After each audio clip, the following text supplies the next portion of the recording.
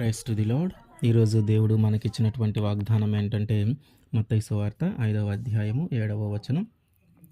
కనికరము గలవారు ధన్యులు, వారు కనికరము పొందుదురు. ఆమెన్. ఈ రోజుల్లో జాలి, దయ, కనికరము అనేవి చాలా అరుదుగా మనిషిలో కనిపించేటటువంటి లక్షణాలు. ఎదుటివారు ఏమైనా అయిపోని వారి మీద మనకి జాలి, దయ కలగని కఠినమైన పరిస్థితుల్లో ఇప్పుడు మనము ఉంటూ ఉన్నాం. ఆ ఇబ్బందులు పడుతున్నటువంటి వ్యక్తి, ఆ శ్రమలు అనుభవిస్తూ ఉన్నటువంటి వ్యక్తి, ఒకవేళ లేమిలో ఉన్నటువంటి వ్యక్తి అయితే, ఒక పేదవాడు అయితే, ఒక సంపాదన కానీ సమాజంలో ఒక చిన్నతనంగా కలిగినటువంటి వ్యక్తి అయితే, అతని యందు జాలి, దయ, కనికరము అసలు పుట్టని పరిస్థితుల్లో మనం ఉంటూ ఉన్నాం. ఒకవేళ ఆ శ్రమలు అనుభవిస్తున్నటువంటి వ్యక్తి కానీ, ఆ కష్టాలు అనుభవిస్తున్నటువంటి వ్యక్తి కానీ ఒక ధనవంతుడైతే, ఒక ఉన్నతమైన వ్యక్తి అయితే అతని యందు జాలి, దయ, కనికరము పుడుతూ ఉంది. కానీ పేద వ్యక్తి కానీ, పేదరికంలో ఉన్నటువంటి వ్యక్తికి కానీ అటువంటి వ్యక్తుల మీద జాలి, దయ మనకి కలగని పరిస్థితుల్లో మనం ఉంటూ ఉన్నాం. ఒకసారి పౌలు గారి మీద నేరము మోపిన తర్వాత ఆ నేరాన్ని నేను కైజర్ దగ్గర చెప్పుకోవాలంటే వారు అక్కడి నుంచి ఇటలీ ప్రాంతానికి తీసుకొని వెళ్ళటానికి వాళ్ళకు ఓడ ఎక్కి ప్రయాణం చేసేటప్పుడు ఆ ఓడ మధ్యలో ఆగిపోతూ ఉంటుంది. దానికి ఒక ప్రాబ్లం వచ్చి ఆగిపోతూ ఉంటుంది. అప్పుడు వీరు మెలితే అనే ఒక ద్వీపము దగ్గరికి వచ్చి ఆగుతారు. ఈ మెలితే ద్వీపంలో ఓడలో వచ్చిన వారిని మంచిగా రిసీవ్ చేసుకున్నారు. వాళ్ళు బాగానే చూశారు. తీసుకొని వచ్చిన తర్వాత వాళ్ళు చలిగా ఉండలేకే ఆ వేడి కలగటానికి ఒక మంటను వేసి వారు వాళ్ళకి వేడి వచ్చేలాగా వాళ్ళు చేస్తూ ఉన్న సమయంలో పౌలు గారు ఏం చేశారంటే ఒక మోపు పుల్లలు ఏరి తీసేసి ఆ మంట మీద వేశాడు. ఆ మంట మీద వేసినప్పుడు అతను ఆ మంటలో ఉన్నటువంటి అంటే ఆ కట్టెలలో ఉన్నటువంటి ఒక పాము ఆ వెచ్చదనానికి బయటకు వచ్చేసి వెంటనే పౌలు గారి చేతిని కరిసింది. అది చూసినటువంటి ఆ ద్వీపంలో ఉన్నటువంటి వ్యక్తులందరూ కూడా ఇతడు చనిపోతాడు, ఇతను బ్రతకడు అని మాట్లాడుకుంటూ ఉన్నారు. అంటే ఆ పాము అతన్ని కరవటము చూసినప్పుడు అక్కడున్న వారు ఎవ్వరూ కూడా అతనికి ఫస్ట్ ఎయిడ్ లాగా ముందు ఒక సహాయము చేయటానికి కానీ, లేదంటే అతని ప్రాణాపాయ పరిస్థితి నుంచి తప్పించడానికి కానీ ఏదో ఒక ప్రయత్నము చేయకుండా, ఏదో ఒక సహాయము చేయకుండా అతని మీద జాలి కానీ, కనికరము కానీ వారికి కలిగిన పరిస్థితి లేదు.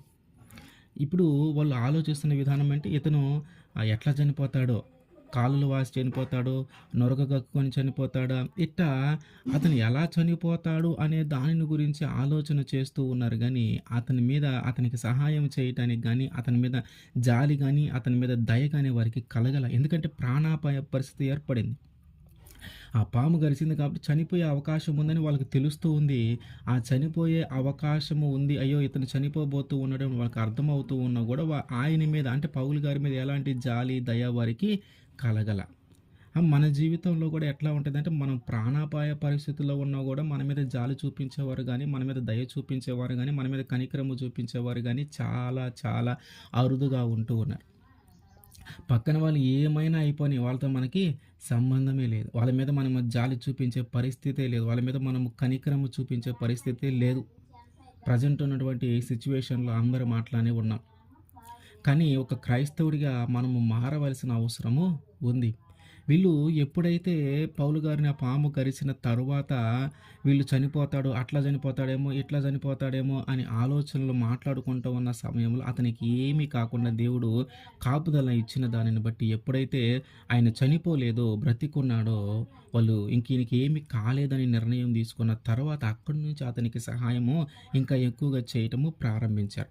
మొదట వారిని సహాయం చేయటానికి, వారి మీద జాలి చూపించడానికి ముందుకు వచ్చారు. కానీ ఒక అపాయం ఏర్పడింది, ఒక ప్రాణాపాయ పరిస్థితి ఏర్పడింది. కానీ దాని నుంచి విడిపించడానికి వారు ఎటువంటి జాలి, దయ వారి మీద చూపించిన పరిస్థితి కాదు.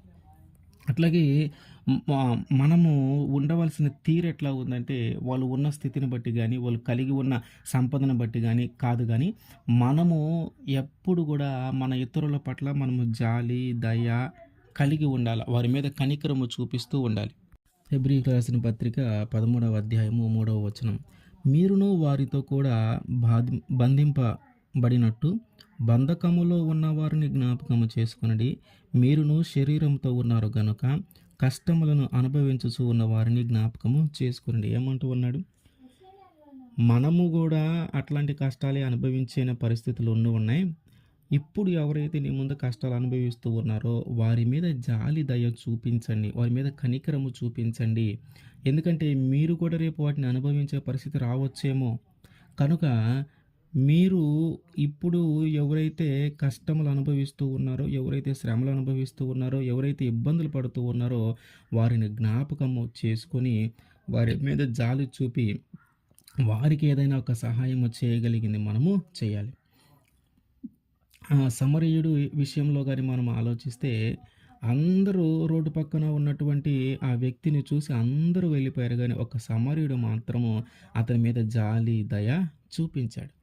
అతని మీద కనికరము చూపించి అతని గాయములను కడిగి, ఆ గాయములను కట్టి, తిరిగి తన వాహనం మీద ఎక్కించుకొని పూటకొల్ల వాళ్ళ ఇంటి దగ్గర వదిలిపెట్టి, అతనికి భోజనం పెట్టించి, అతనికి కావాల్సినవి కూడా మళ్ళీ ఏర్పాటు చేయండి. దానికి ఎంత ధనమవుతుందో అంత మళ్ళీ నేను తిరిగి వచ్చినప్పుడు ఇస్తాను అని చెప్పి అతని మీద జాలి, దయ, కనికరము చూపించాడు. అంటే మన యొక్క ప్రవర్తన, మన యొక్క ఆలోచన విధానం ఎట్లా ఉండాలంటే తోటి మనుషుల మీద మనము జాలి చూపించేలాగున, తోటి మనుషుల మీద మనము కనికరము చూపించేలాగున, తోటి మనుషుల మీద మనము దయ చూపించేలాగున మనము ఉండాలి. దేవుడు ఏమంటూ ఉన్నాడు? కనికరము గలవారు ధన్యులు, వారు కూడా కనికరం పొందుతారంట. అంటే మనము మన పక్కనున్న వాళ్ళందరికీ కూడా సహాయము చేస్తూ ఉంటే, వారి మీద జాలి కలిగి ఉంటే, వారి మీద దయ కలిగి ఉంటే, వారి మీద కనికరము చూపిస్తూ ఉంటే, మన దేవుడు మనల్ని కనికరిస్తూ ఉంటాడు, మన మీద జాలి చూపిస్తూ ఉంటాడు, మన మీద దయ చూపిస్తూ ఉంటాడు, మనకి సహాయము చేస్తూ ఉంటాడు. కనుక ఒకవేళ మన పరిస్థితులు, మన ఆలోచన విధానం ఏదైనా వేరుగా ఉంటే ఎప్పటికైనా మన యొక్క ఆలోచన విధానాన్ని మార్చుకొని మన తోటి వారికి సహాయము చేస్తూ ఉంటే, మన తోటి వారి మీద జాలి చూపిస్తూ ఉంటే, మన ఇతరుల మీద మనం ఏదైతే చూపిస్తూ ఉన్నామో అదే దేవుడు తిరిగి మనకి ఇస్తాడు.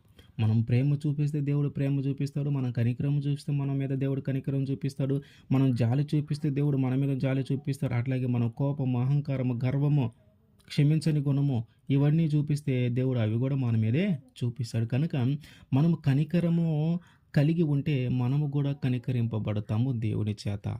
ఆమేన్.